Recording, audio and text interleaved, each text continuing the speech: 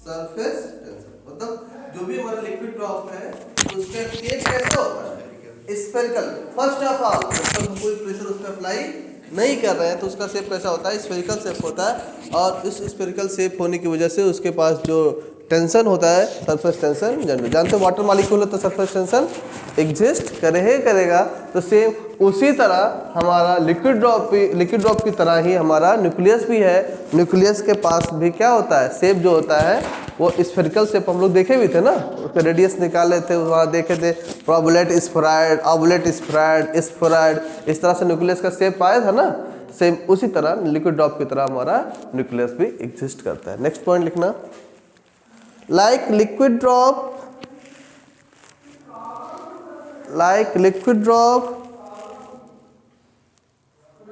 they distorted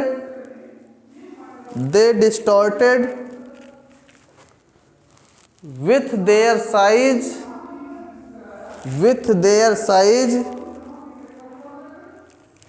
becomes large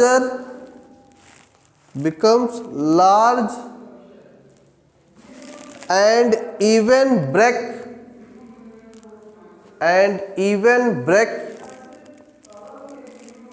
when the size becomes very large। मतलब एक constant liquid drop है और जैसे ही उसके ऊपर प्रेशर अप्लाई करते हो वो क्या करता है? ब्रेक कर जाता है। और सेम ड्रॉप्स में क्या करता है? ब्रेक करता है। तो सेम यही प्रॉपर्टीज हमारी क्या करती है? न्यूक्लियस भी होल्ड करती है। Next property, the binding force between the nucleus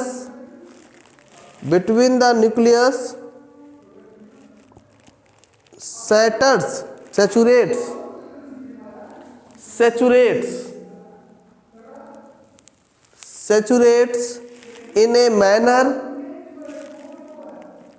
analogous to the chemical bond।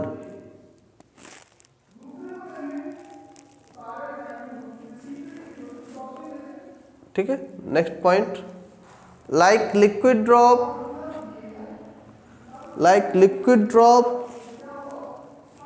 molecules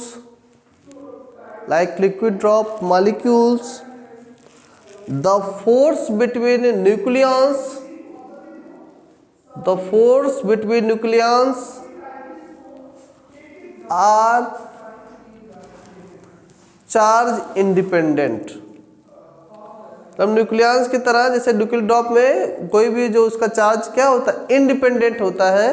तो सेम यही प्रॉपर्टीज हमारी किसके पास होती है? न्यूक्लियस के। देखो कुछ पॉइंट 7-8 पॉइंट सिमिलरिटीज उन्होंने एक लिक्विड ड्रॉप को ऑब्जर्व किया और वही कंपेयर कर दिया किससे?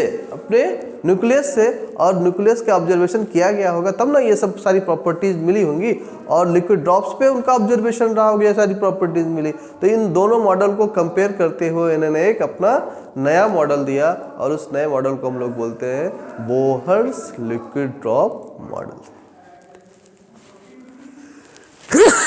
इसमें पैराग्राफ चेंज करके लिखना, these similarities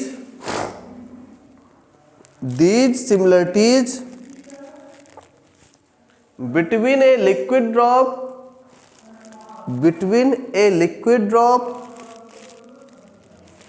and nucleus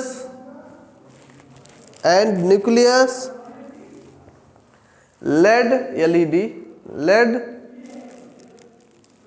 Bohr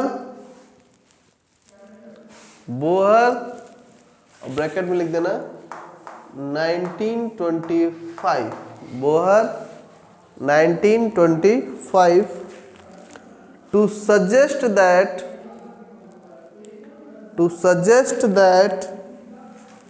nucleus is like a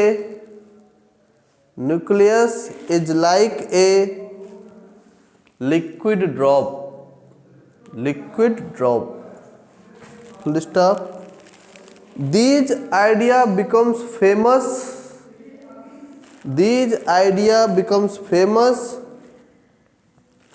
as liquid drop of the nucleus।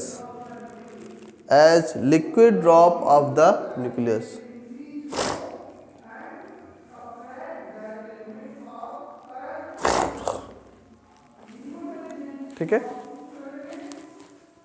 चलो नेक्स्ट है हमारा जो हम लोग बाइंडिंग एनर्जी का फार्मूला एक पढ़े हो ना, तो बाइंडिंग एनर्जी फार्मूले को थोड़ा सा मॉडिफाई किया। एक साइंटिस्ट थे विजयकर ने उसी न्यूक्लियर बाइंडिंग एनर्जी फार्मूला को मॉडिफाई किया और ऑन द बेस बनाते हुए लिक्विड ड्रॉप मॉडल का कॉन्सेप्ट लेते हुए एक नया फार्मूला ड्राइव किया, जो थोड़ा सा लंबा फार्मूला है, कॉम्प्लिकेटेड है, जिसमें हम लोग कई सारे इफेक्ट को एक साथ लेते हैं, जैसे न्यूक्लियर उसकी सरफेस एनर्जी क्या है, उसका एसिमेट्रिक इफेक्ट क्या है, उसका वॉल्यूम एनर्जी क्या है, उसका पेयरिंग इफेक्ट क्या है, ऐसे कई सारे इफेक्ट्स का कॉन्सेप्ट लेते हुए on the basis of liquid drop model उन्होंने नया एक बाइंडिंग एनर्जी का फार्मूला दिया। तो उसी बाइंडिंग एनर्जी के फार्मूले को देखने की कोशिश करते हैं। तो नेक्स्ट हेडिंग डाल देना, विजयकर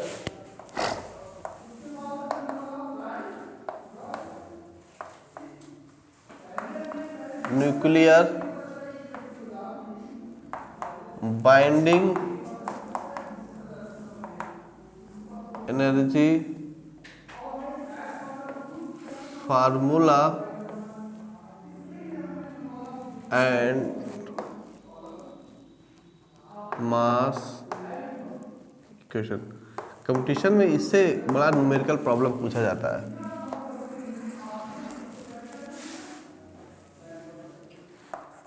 इंपॉर्टेंट क्वेश्चन है। Vijaykar nuclear binding energy formula, या उसी को हम लोग क्या बोलते हैं, मास इक्वेशन उसका निकाल लेते हैं।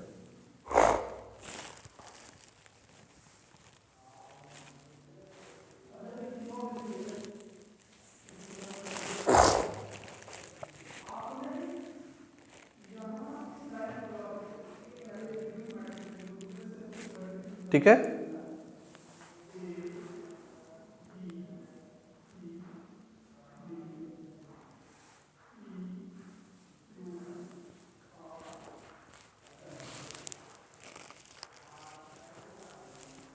ओके, लिखो Vijaykar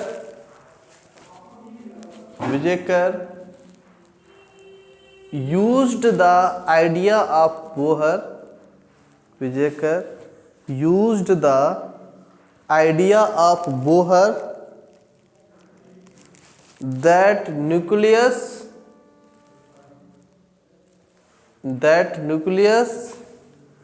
is like a liquid drop, that nucleus is like a liquid drop, but he argued that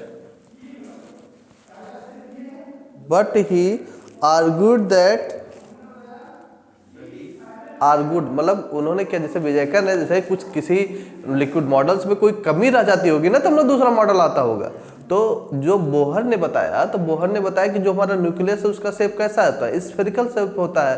लेकिन जब विजयकर ने ना, उन्होंने कहा कि एग्जैक्टली स्फेरिकल शेप नहीं होता है, बल्कि वो क्या होता है, उसके पास चार्ज इंडिपेंडेंट होता है, वो जो पॉजिटिव चार्ज के साथ एसोसिएटेड होता है, वो हमारा लिक्विड ड्रॉप्स में विजय करने आया। तो उस पर पूरा अपना कंक्लूजन दिया और उस पर एक नई बाइंडिंग एनर्जी का फार्मूला दिया। वही लिखो, आर्गूड करना होता है ना, कमेंट करना, argued, ARGUED। He argued that this is not exactly drop,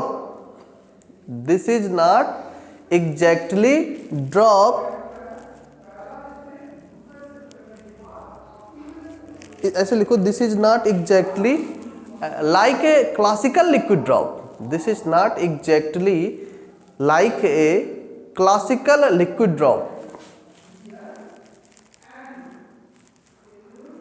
full stop. It is a positively charged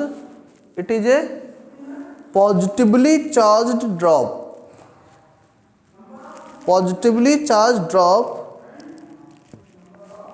and manifest, MANIFEST, and manifest itself in such a way that even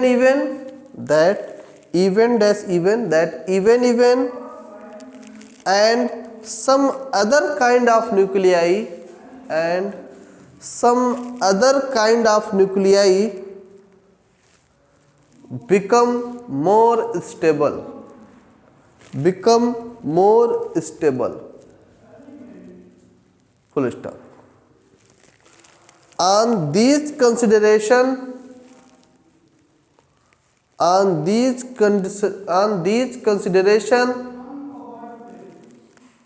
comma, he suggested that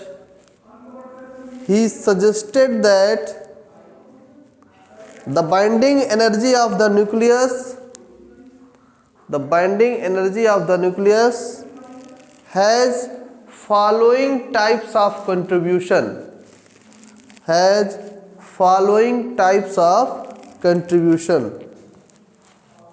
कौन कौन सा contribution है?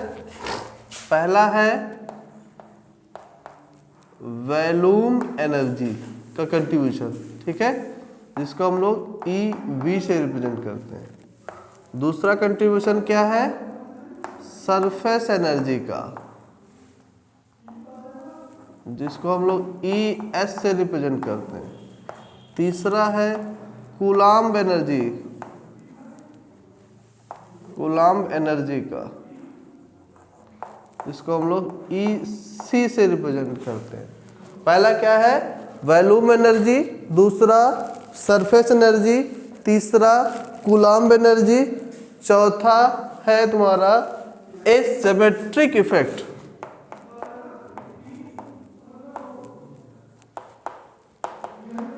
Asymmetric effect, जिसको हम लोग EA से represent करते हैं। और पांचवा हमारा pairing effect, pairing energy effect, जिसको हम लोग EP से रिप्रेजेंट करते हैं। तो ये बेसिकली 5 कंट्रीब्यूशंस हैं जो कि रिप्रेजेंट करते हैं क्या? किसी भी न्यूक्लियस की बाइंडिंग एनर्जी को अकॉर्डिंग टू विजयकर। तो विजयकर ने यही आर्गूड किया था कि जो बोहर ने बता दिया था कि चूंकि देखो बोहर ने एक और प्रॉपर्टी लिखा था कि चार्ज क्या होता है? इंडिपेंडेंट होता है, बताया था ना। तो उसी को उन्होंने कहा कि ये एक्चुअल में जो हमारा बोहर ने बताया था कि वो क्लासिकल लिक्विड ड्रॉप की तरह बिहेव करता है, लेकिन वो एक्चुअल में क्लासिकल लिक्विड ड्रॉप नहीं है, बल्कि पॉजिटिवली चार्ज लिक्विड ड्रॉप है। और उसको उन्होंने जब डेरिवेशन करने का एग्जाम किया तो उसके लिए उन्होंने कई सारे कंट्रीब्यूशंस लिए, लाइक हमारा वॉल्यूम एनर्जी का क्या कंट्रीब्यूशन है, सरफेस एनर्जी का क्या कंट्रीब्यूशन है, कूलाम्ब एनर्जी का, क्योंकि जब दो पार्टिकल इंटरेक्ट करते हैं तो उनके बीच में अट्रैक्टिव फोर्स काम करता है ना। वो अट्रैक्टिव फोर्स कैसा होता है? कोलम्बियन अट्रैक्टिव फोर्स होता है। तो वहाँ पर कोलम्बियन फोर्स भी उन दोनों के बीच में सिमेट्री भी आएगी, उन दोनों के बीच में पेयरिंग भी आएगी जब इंटरेक्ट करेंगे। तो उसका पूरा उन्होंने कंट्रीब्यूशन किया और कंट्रीब्यूशन को बाद में सारे को एक कंट्रीब्यूशन को क्या कर दिया? एक कंक्लूड कर दिया, और उसको ही को हम लोग बोलते हैं न्यूक्लियर बाइंडिंग एनर्जी फार्मूला। तो पहला हेडिंग डाल दो, पहला कंट्रीब्यूशन का वॉल्यूम एनर्जी, जिसको हम लोग बोलते हैं EV।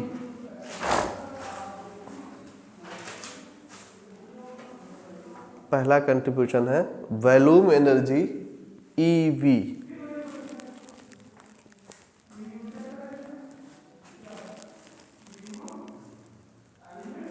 देखो इसमें लिखो the neutron and proton, the neutron and proton are held together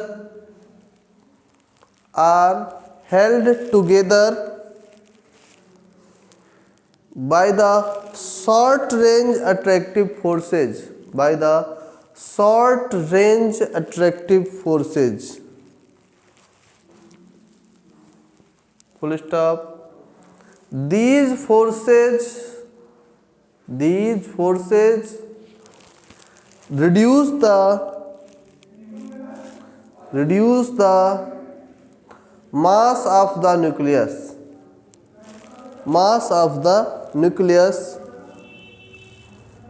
below that of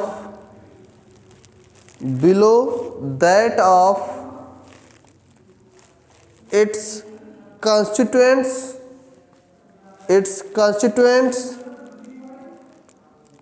by an amount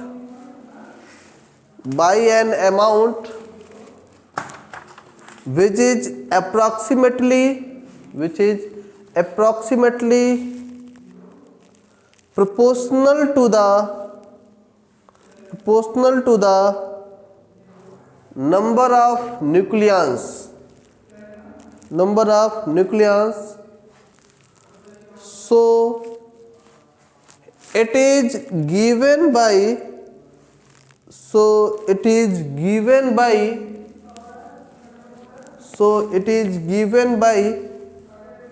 तो चलो बताओ, तो किसी भी न्यूक्लियस का यानी EV क्या बोल रहा है, volume energy is directly proportional to volume. तो वॉल्यूम क्या होता है 4/3, चूंकि शेप कैसा है स्फेरिकल टाइप का, तो स्फेयर का वॉल्यूम कितना होगा 4/3 पाई आर क्यूब। लेकिन यहाँ हम किसके रिस्पेक्टिव बात कर रहे हैं, न्यूक्लियस के रिस्पेक्टिव बात कर रहे हैं ना।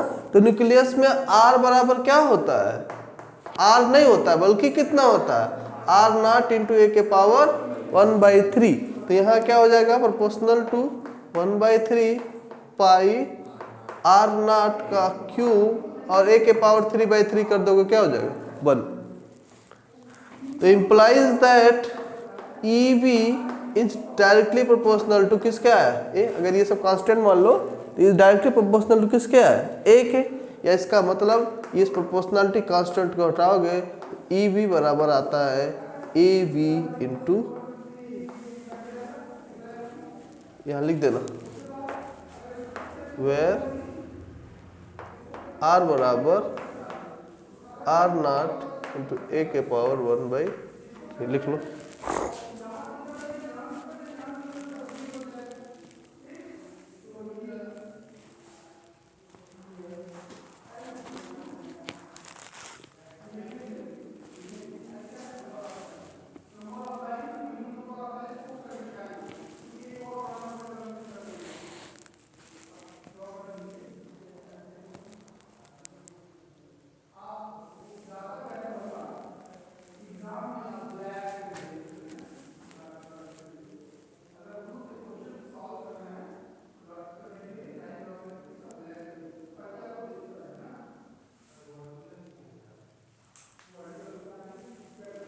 where AB is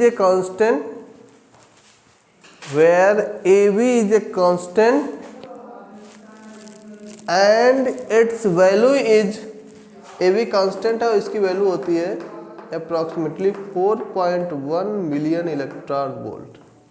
where AB is a constant and its value is 14.1 million. इसका ये वैल्यू याद रख लो, ये सब जब न्यूमेरिकल लगाओगे ना तो ये सब की वैल्यूज तुमको याद रखनी पड़ेंगी, तभी न्यूमेरिकल लग पाएगा। तो ये वैल्यू तुमको याद, मार्क कर लो, इसको अंडरलाइन कर दो। इस value is 14.1 million electron volt. ये पहला कंट्रीब्यूशन हो गया विजयकर के फार्मूले का। इसी तरह दूसरा कंट्रीब्यूशन करोगे तो ES है ना, तो ES is directly proportional to surface energy. तो सरफेस एरिया क्या किसके बराबर होता है, सरफेस एरिया किसके बराबर होता है, किसी भी स्फीयर का सरफेस एरिया किसके बराबर होता है बताओ। किसी भी स्फीयर का सरफेस एरिया है, हाँ, तो सर्कमफेरेंस क्या होगा, सरफेस एरिया किसी स्फीयर का क्या होता है। ये तो वैल्यूम बता दिया सही, ये तो वैल्यूम सही बता दिया। किसी भी स्फीयर का सरफेस एरिया कितना होता है 4πr² ना, कितना होता है 4πr²। अब फिर वही कहानी, यहाँ R किसके बराबर है R0 इंटू ए के पावर 1/3 के, तो किस डायरेक्टली प्रोपोर्शनल कितना हो जाएगा 4πr0 का स्क्वायर, ए के पावर कितना हो जाएगा 2/3। इसका implies that ES is directly proportional to a के पावर 2/3। इम्प्लाइज दैट ES बराबर किसके AS इंटू ए के पावर 2/3। ये कंट्रीब्यूशन निकल गया था। ठीक, तो सरफेस एनर्जी हेडिंग डालो, इसमें लिख लो।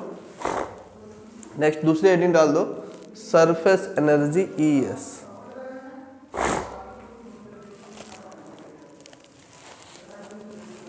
ठीक है, उसमें लिखो nucleus of nucleus of an atom has some nucleons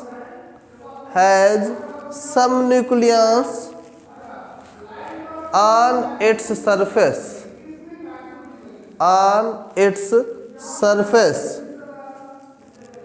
full stop. These nucleons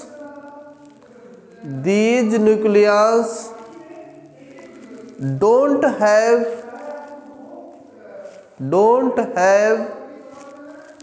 so many nearest neighbors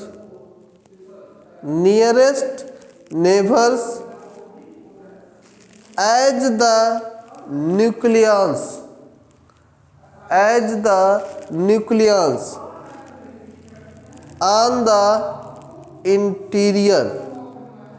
on the interior, full stop. Thus these nucleons are less tightly bound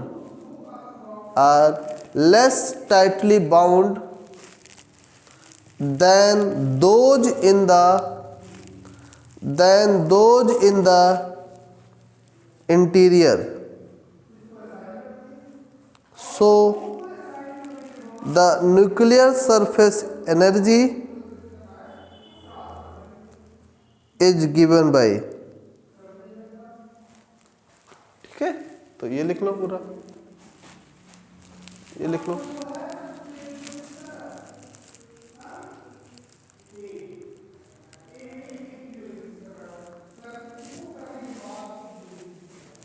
की value होती है 13.01 मिलियन इलेक्ट्रॉन। एक चीज का ध्यान देना कि जब कंट्रीब्यूशंस करते हैं तो इसमें वैल्यूम एनर्जी का जो कंट्रीब्यूशन होता है वही ओनली पॉजिटिव होता है, बाकी जितना भी कंट्रीब्यूशन करोगे सब कितने में आएगा, नेगेटिव में। ठीक है, तो पहले लिख लो, तब बता, इतना लिख लो, ES बराबर AS A के पावर 2/3, यहाँ तक लिख लो।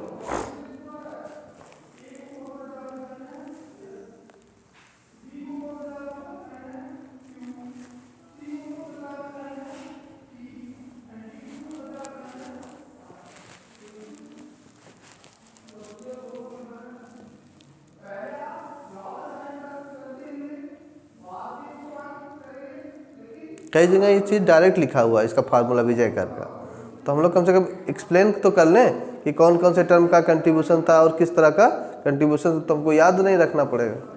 इस तरह से आसानी समझ में आ रहा है ना, एक एक टर्म एक्सप्लेन कर दे रहा है सारा टर्म का कंट्रीब्यूशन। तो here this term is negative, here this term is negative and AS is a constant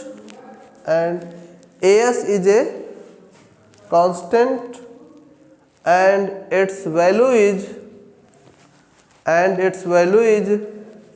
13.01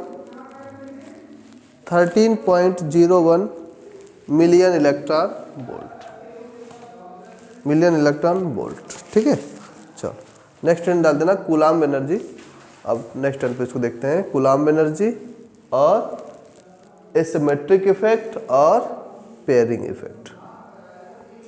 coulomb energy,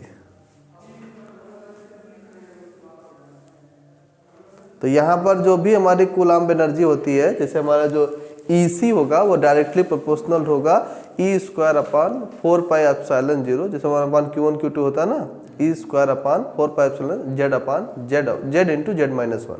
तो दोनों के चार्जेज E होंगे, तो E क्या हो जाएगा, E² होगा, नीचे कितना हो जाएगा 4πε0। ये तो कूलाम्ब अट्रैक्शन हो गया उन दोनों न्यूक्लियस के बीच में, लेकिन इनके साथ चूंकि हमारे पास न्यूक्लियस है ना, न्यूक्लियस का एटॉमिक नंबर जुड़ा हुआ है, तो वहाँ लिखते हैं Z-1, बस इसे मल्टीप्लाई कर देते हैं और वहाँ डायरेक्ट प्रोपोर्शनलशिप के सिर्फ वहाँ भी रिलेशन निकाल देंगे, तो वहाँ भी एक एसिमेट्रिक कांस्टेंट आ जाएगा, तो उसी को हम लोग आगे प्रोसीड करेंगे। ऐसे डिफरेंट डिफरेंट जितने भी कंट्रीब्यूशन है सारे कंट्रीब्यूशन पे हम लोग बात करेंगे। एक बार जरा नोट्स दिखा, देखें कुछ छोटा तो नहीं है।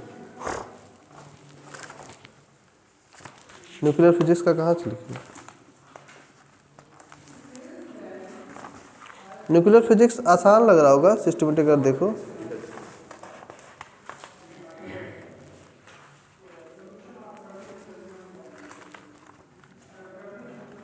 इसको रिवाइज भी करते रहो, जहाँ ना समझ पाए वहाँ पूछ लिया करना।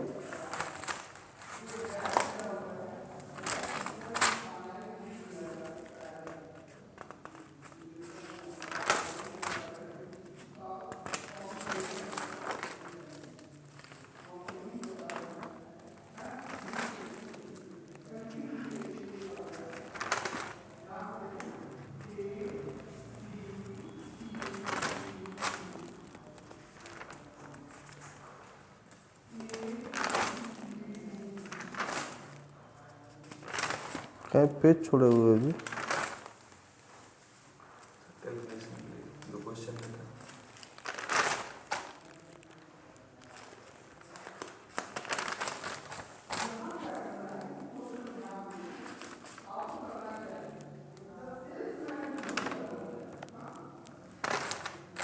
ठीक, बंद कर देना।